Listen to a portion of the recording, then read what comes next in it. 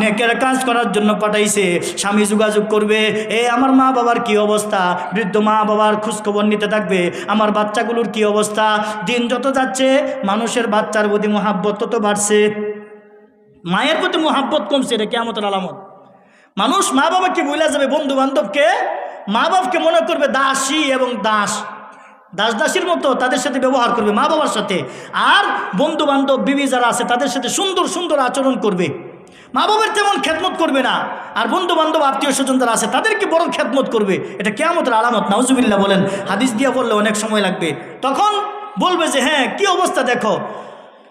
স্বামীকে বলবে, বিবি ডাক দিয়ে বলবে, স্বামী গো, এই যে আমার ছোট্ট ছোট্ট শিশু বাচ্চাগুলো আমার কুলের মধ্যে দরফরায়া প্রাণ যাইতেছে, মরে যাইতেছে, বৃদ্ধ মা বাবাগুলো মরে যাইতেছে।